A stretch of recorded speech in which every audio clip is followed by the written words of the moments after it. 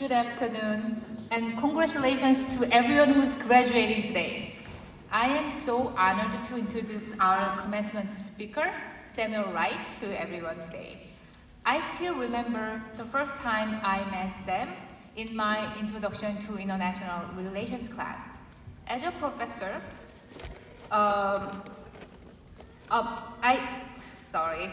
As a professor, I was a bit nervous myself. It was my only second year of teaching at JMC, and I had returned from my summer break. What many of you may not realize is that professors also need time to readjust after a long break. So, I walked into the classroom, and that's where I met Sam. He stood out right away, as he seemed a little bit older than many of other students in the classroom. I began my own PhD later than most, so I understand that pursuing your studies later in life can come with unique challenges. But Sam consistently rose above those challenges. That semester, he excelled in his studies and worked collaboratively with his classmates. Sam has many admirable qualities.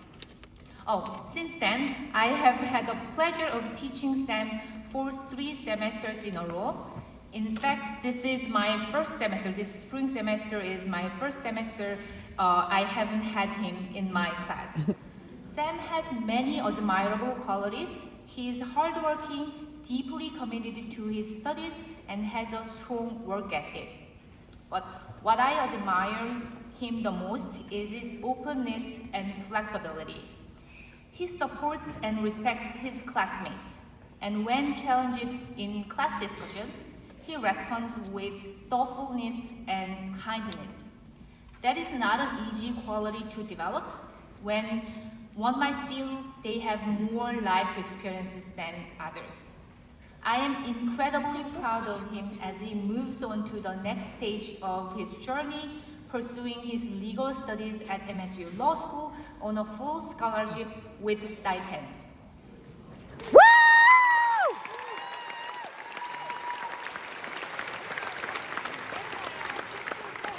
I'll be cheering him on every step of the way. His future is bright, just like all of yours here today. Without further ado, please join me in welcoming Sam to deliver his speech.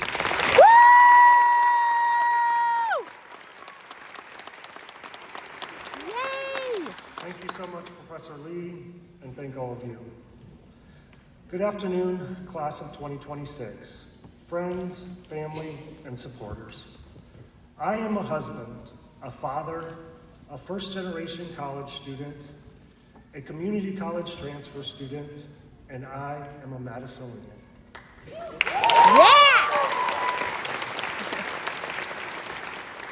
The first class I took at James Madison College was qualitative research with Professor Flame. I still remember our very first reading assignment, Using Thematic Analysis in Psychology by Braun and Clark. I would read a paragraph, then stop and get on my computer, not to take notes, but just to look up definitions. It seemed like there were 10 words per paragraph that I had never heard before. By the end of the reading, I wasn't sure if I had learned anything at all. But I was certain of one thing. I was in over my head. I didn't belong here. When I came into the next class, I had a pretty serious case of imposter syndrome.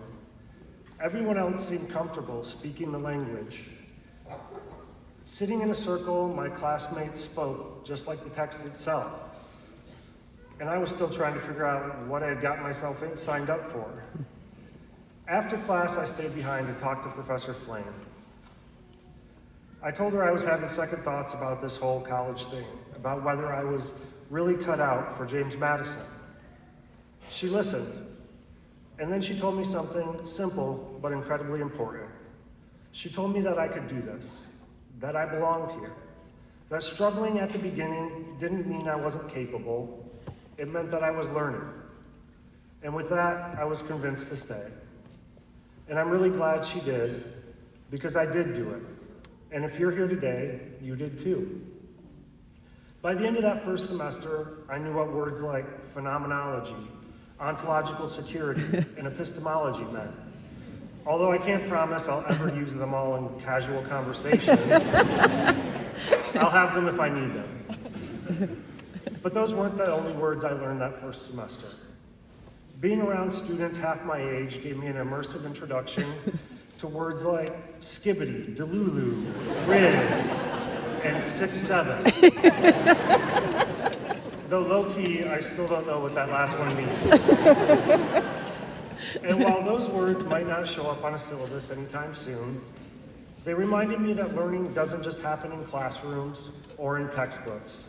It happens in conversations, in disagreements, in asking your peers for help, and in the moments when you realize you're not doing this alone. That's one of the things James Madison College does exceptionally well. It brings together people from incredibly different backgrounds and somehow makes everyone feel like they belong.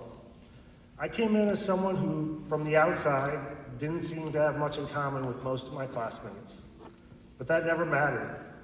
People invited me into study groups, they added me to group chats, they explained things when I didn't understand them, and they never made me feel like I should have already known. They didn't just challenge me intellectually, they supported me personally, and that made all the difference. What I learned at James Madison wasn't just theory, policy, or research methods.